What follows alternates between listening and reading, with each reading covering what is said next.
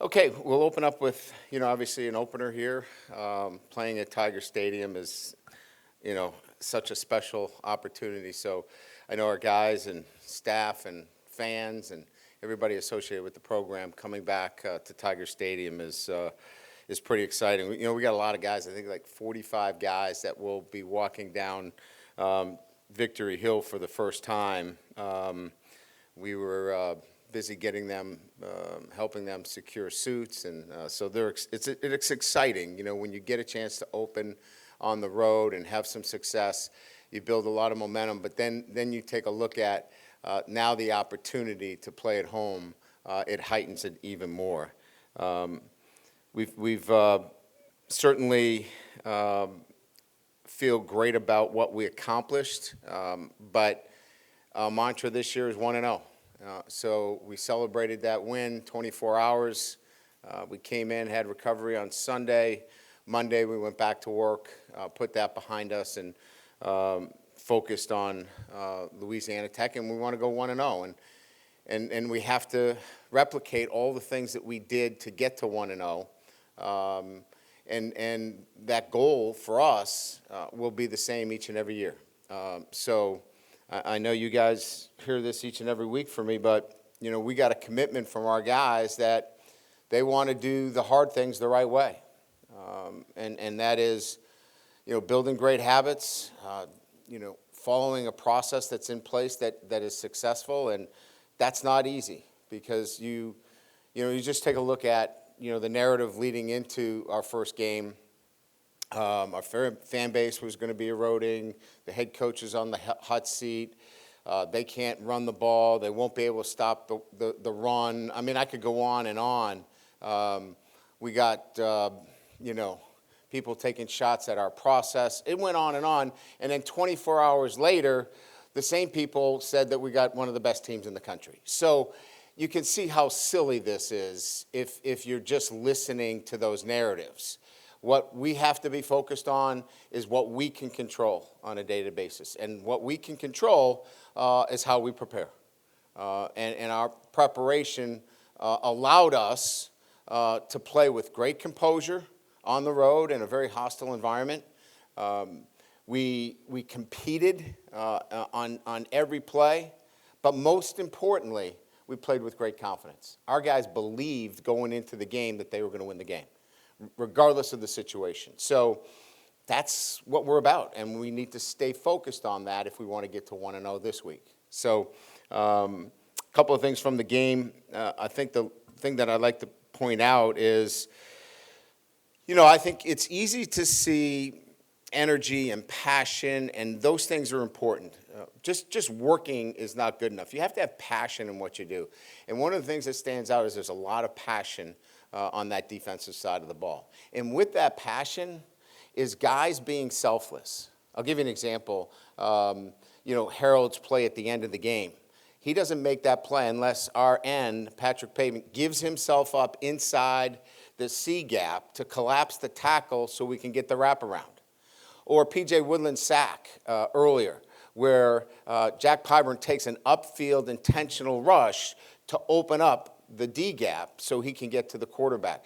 And that happened pretty much the entire game. Guys playing their 1/11th across the board, and that's what Blake has been harping on. That's what we've been talking about in terms of how you play team defense. You first have to have a passion because you got to run, hit, you got to get excited, but then you got to do your job, not somebody else's job. And we had a lot of that going on at times, and we'll continue to build on that. From an offensive standpoint, what I thought really stood out, and you guys are not going to like this, but the receivers have been talked about so much about their playmaking ability, and they certainly have it, and they have it in loads, but they block their tails off. And that's another indication of a selflessness to we need to run the football. And we can't run it unless we're getting guys blocking downfield. And we did. And I know this is not the sexy stuff that you guys want to talk about, but winning on the road is hard against the top 5 team, and you got to do the little things the right way. And I wanted to illustrate that and make sure that I gave them the accolades for that. Garrett Nussmeier, obviously the SEC Offensive Player of the Week, which you know, and Braylon Moore did an outstanding job in his first start at center, keeping that offensive line in a really good position all night. Louisiana Tech. I'll start with this. Have a lot of respect for Coach Cumbie and the way he works. I get a chance to see him virtually all summer in camps. He's one of the hardest working coaches I've seen in the industry, just doing whatever he can to continue to build his program and recruit, in particular, the state of Louisiana. And I give him great credit for that. Obviously, from a standpoint of in-state, we relish these opportunities to play in-state. But we also know that our opponent, this is the biggest game of their career for many of them. So we have to be prepared and certainly do the things that we need to do. Defensively, I think they play with great energy. Colby Fields is a former player here, leads their team. He was the Defensive Player of the Year in Conference USA. And it's, again, a team from an offensive standpoint that centers around the quarterback. So, again, we'll be challenged to stop the quarterback and the quarterback run. So I know that was a lot. Appreciate you taking the time to listen. I'll open it up to questions. Coach, with the SEC going to a 9-game conference schedule, what do you think is sort of the future with games like this against a team like Louisiana Tech, with especially in-state schools, smaller schools? Well, I still think there's a place. We're going to play 12, Koki. So, if you got 9 plus maybe we play one up in a Power 4, there's 10. I think the other 2 could very easily come from the state of Louisiana. So I would still be in favor of doing that and hope that we do moving forward. Brian, I didn't have a chance to ask you after the game. Into the first half, 4th and 2, what happened there, and what did you learn from that going forward? Well, the analytics call for a go on the 4th and 2. However, the mistake that I made on that is that we didn't have enough time on the clock to get in 4 plays. So analytics is also looking at how many plays can you get in to make that 4th and 2 worthwhile. Even if we got it, with only 1 timeout and the time left on the clock, it would not have given us the maximum opportunity on that go. So that was a mistake on my part. We should have kicked the field goal in that situation. Yeah, Brian, right here. After the game, you said you couldn't tell whether Barry and Brown scored or not. Did you look at the film, and what did you think looking at the film? And has the SEC said anything to you about that? We have talked to the SEC about it. John McDade, the supervisor of officials, and I had a conversation about it. I think it was extremely productive in all areas. This thing has kind of gotten away from us a little bit, with so many replays in the NFL, and it's kind of trickled down to college football. Are you a runner or are you a catcher of the football? And kind of putting a burden on the wide receiver. The wide receiver has to catch the football. He then is a runner, and then he's got to survive the ground. You saw earlier, Caden Durham came over the goal line and hit the ground, the ball popped out. Well, a runner doesn't have the same burden as a wide receiver. So, there is conversation about how we can make this cleaner, for sure, because clearly from a common sense standpoint, that doesn't make much sense. So the rule was applied correctly by the letter of it, but rules are made to be changed. and so hopefully down the road, I think there'll be some changes in the way that is looked at. But the crew administered the protocols and procedures the right way on that play.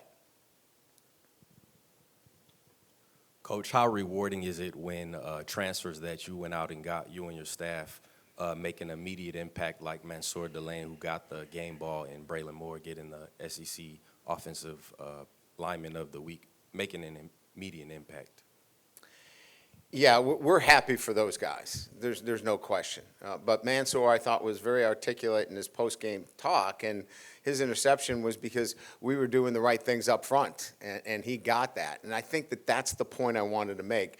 Braylon was the same way when he was named SEC Lineman of the Week. He said, I've never had this kind of trust with the guys next to me. And so going into the portal, we were looking for those kind of guys that wanted to be here for a championship, that weren't in it for the individual accolades. And I'm great. To me, I think our guys want to be the reason that we're having success, but know that they're not the only reason that we're having success, right? So I think that those are the kind of guys that we got, and we're seeing that come to fruition. Now, we're going to have to handle adversity during the year. We're going to have to handle injuries during the year. There's other things that will come in front of us, but for the first entry into this, it was a good weekend for us. A coach over here, Jordan Gilbert had to step up and get the start in the first half, just assess his play, and just, we gave the game ball to Mansour Delane, but just the overall success of the defensive backs. Yeah, Jordan is that kind of guy. He's a great leader. He's a veteran. When we found out about AJ, obviously, we immediately thought, let's get somebody on the field that has done this before. And his experience showed he was physical, communicated effectively, did a really good job, and he's such a valuable piece to what we're doing. Coach, right back here behind Mike. Demos, when he said that this was like a final exam on day one of class, and said that he would have given LSU a 65 and Clemson a 58 because neither played great. Just wondering how you would have graded or assessed the team in their first game of the year. Well, I thought we dominated him in the second half. So he's either a really good grader for giving himself a 58, or he's a really hard grader on us, or he didn't see the second half, which that might be the case. He might not have wanted to see the second half. So, again, look, this is all like, past. We're much more focused on Louisiana Tech, to be quite honest with you. And Clemson is a darn good football team. That's a really good, that's a top-notch team, and they're going to be a team in the hunt for a playoff picture.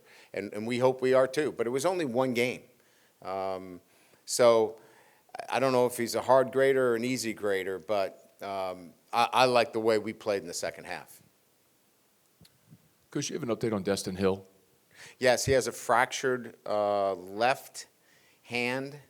He had surgery yesterday.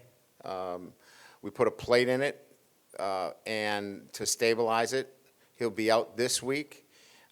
We think that we can get him in a position where next week he can be in a limited capacity for us. So the plate stabilizes it to the point where we can put a cast on it that allows him to function as a wide receiver. So although disappointed that he won't play this week, he's pretty excited that he'll get a chance to get back out on the field next week. And Ashton Stamps, I don't think took a defensive snap. Can you explain that decision? Well, we're going to play the guys that obviously give us the best chance to win. And he's a really good player. There's no doubt. But when you talk about the rotation right now, the rotation was what we played on Saturday. But Ashton's got to stay ready. He knows that. This is a long season. We have great confidence in him and his ability to go out there and play at a high level for us. You alluded to it in the post game about getting creative with the calls in the run game. What was your assessment of the job that Joe and the staff did on offense and calling the game to win the game, but also getting a lot out there? Yeah, look, I think it's been pretty obvious that there's been an emphasis in making sure that we run the ball and become more balanced to set up play action. Some of our best plays were the play action throws. So to do that, when you're in a spread offense, you have to be creative. You're moving receivers and tight ends around. Your run game can feature, wide receivers in it as well. They're blocking, running. So I think just keeping that same mindset, really, and moving forward, that we have to continue to be that way and find the areas where we can prod and get the best looks to run the football.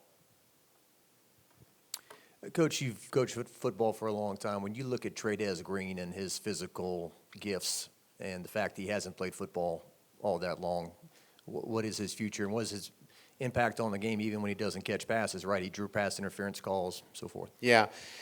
First of all, he's a terrific kid. I don't know if you saw it, but he waited for everybody to get into the locker room. He was the one guy that stood out there and just he just – you get generational talents, right, throughout your career, but you don't get generational talents in kids that you love like that. He's so into his teammates and what they do and how they do it. He's selfless, and he's still learning. What I love is his willingness to stick his nose in there and get dirty in the run game, and he did a really good job there. The second thing is he's still working on his technique. So his technical ability is not just going to be run down the field and jump up and get the ball. That's not Trades Green's final piece of what he looks like. There's many more intricacies in running option routes and comebacks and things of that nature that we are excited to continue to work with him and grow. So we're just scratching the surface, and that's a great thing. Yeah, Coach. 0 defensive penalties, 0 carries that Clemson had that went over 10 yards. I'm curious if you can speak to Blake Baker and the defensive staff and getting this defense ready with, I believe it was 10 players that weren't on this roster last year that played in the game, just getting them ready so quickly for game 1 and to have such a efficient, kind of mistake-free night. It didn't happen overnight. It started in January with, being on time, doing the little things, keeping your locker clean. I know you don't want to hear this stuff, but I'm answering your question honestly. It's the discipline that we have within the program. Our guys bought into it, and it carries on to the field in the way they play. We're not going to tolerate foolishness. We had a couple foolish penalties on offense. Those things can't happen. Our guys took full accountability for it, which is great, and we'll continue to do a better job communicating how we can be better in helping them not make those mistakes. But I think it's just an overall program perspective, and then those guys really trusting what we've been telling them and then going out and doing it. Brian, Aaron Anderson leads the team in receiving yards. I believe he had the most receptions as well. It's for a guy to, sort of miss some time in the preseason camp and to still come out and look to be as rock solid as he was last season, just speak to his, stability within himself and within the offense to perform the way he does. He's an electric playmaker. And Aaron would tell you that there's more there. He's growing as a young man. And making good choices and doing the right thing, taking care of his body. And now the next thing is consistency in his practicing, because the carryover is when the lights go on, he's a different dude. So I just like his maturity and the growth that he is showing each and every week when he comes into the building. That's why he's going to have continued success here and down the road. Coach, a few freshmen played last game. Harlem Berry had a carry. DJ Pickett played spot downs. Is there any plans to get them more involved into the game? We're going to play the guys that help us win. If it's 20 freshmen, I'll play 20 freshmen. It's hard to, really say, who's going to get in the game in certain situations. We got talented freshmen, and if they can help us win, I'm going to play them all. I'll play anybody. That's my job and responsibility, is to put the best 22 guys on the field to help us win. And if it happens to be some of those freshmen, they're going to play. Coach, with Bauer Sharp as a blocker, how is he? What different things can you guys do within the offense with a guy who can chip as well as he can and just block out in space as well as he did? Well, he's a tenacious competitor. You saw when he had the fumble, he makes a great tackle. If he doesn't make that tackle, that's a score. I mean, he's just a competitor. He creates an energy in the unit by just the way he goes about it. It's like Jack Pyburn on defense. I mean, those guys create such an energy and bring up the others. And so whether it's blocking, catching the football, keeping the guys up on the sideline, he's just he's a key piece to keeping our guys sharp and playing at a high level. Just your assessment of Garrett.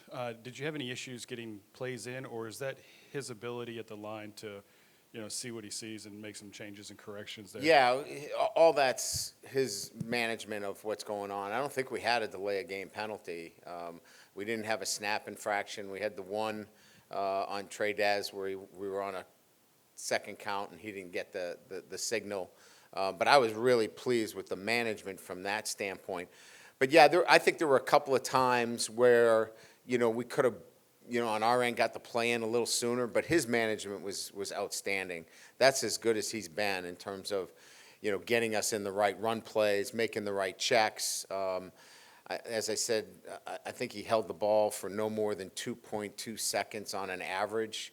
The ball came out quickly. That helps your offensive line. I thought he did that happens only when you have a veteran quarterback. You said analytics play a role in making your decision at the end of the first half. Now that you know and have seen how well your defense played for a game, does that affect your decision in those situations? It did during the game, actually. That's why we punted from our own 40 going in. We punted the 40 because our defense, analytics would have had us going for it at that time. But I love the way our defense, I don't like the way we pinned the football. We'll have to get better there on our sky kicking. But that was exactly to your question. That's why we punted the football there from the 40-yard line. The whole 1-0 thing, where did that start from? Was that something you said you thought we have to make this a visible thing? And going all the way to the T-shirts you guys wore in pregame warm-ups, whose idea was that? All of that was discussed internally, and ultimately I make the decision on those things. But, we put ourselves out there. And look, sometimes you got to go out on the limb. And some say it's not smart. I knew the team that we had, and I knew it was a mature enough team that we could put that on them regardless of what the outcome would be. And we knew 1-0 was going to be where we wanted to be. You can see on the board right here, there's only one game that's visible on that board, and that's Louisiana Tech. The other one's covered up from the week before and all the others. And so it's just been a mindset that we've kept. And so the 1-0 wasn't, targeted, hey, this is, rubbing it in Clemson's nose. This was our mantra for the year. We just want to focus 1 week at a time. Avoid the noise, stay locked in, and do the things that we've been doing, then we can get to 1-0 each week. So that was really much more of a, what's the mission of the group this year than it was anything else. Kind of piggybacking off of that, Coach, how do you keep your team's intensity and focus up, not just when they're playing ranked teams like Clemson, but when they're playing this Louisiana Tech team this weekend? Well, it's a good question because we didn't do that against Nicholls State last year. And so we've talked about that. There's a standard of playing football here at LSU, and that's the standard that we're going to have to play when we go every time on that field. Every Saturday, there's a standard. And our guys know what the standard is. We're going to be demanding, not demeaning, but we're going to be demanding. Today's going to be a demanding practice. And they're going to have to live up to those standards. And they know that. I mean, we've already talked about what to expect this week, but our expectations are if we want to go 1-0, we have to do the same things each and every week. And we're not moving off of that. And we've heard enough about the other stuff. We're going to focus on what we can control, and that is today, Tuesday's practice is the most important thing. It's had some people ask about Ramos. He had cramps. Is that what happened with him? Or Yeah, he said his calf cramped up on the one that he missed. And so, we went right to work on the sideline, and he felt better after that. But that was really because you could see the kick that he made from 52, he did not have that leg strength last year. That was almost halfway up in the net. We calculated, Jack Marucci, he does all his calculations with the science end of things, that was a 58-yard kick in normal. And he didn't have that range last year. So we handled the cramping on the one that he kind of came up lame on. It was his plant foot. Yeah, it was the plant foot. Good. All right, thank you.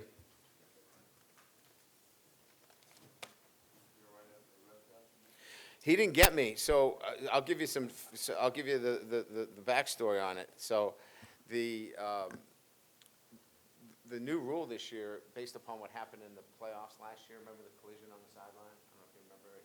A coach ran into he was running down the sideline, ran into the official. Anyway, it's a 15-yard penalty if you make any contact. And as you know, 15 yards at that time of the game was crucial. So I was backing up, and I saw I wasn't going to get out of the way. So I headed the other way and caught my feet on somebody behind me, and I went over just to stay out of his way. So I took one for the team. Never hit. If I would have hit the ref, it would have been a 15-yard penalty. That's why I can't touch him, so I moved myself out of the way. And then, as you saw, I got up on my own without assistance. So don't give me that 60-year-old bullshit stuff.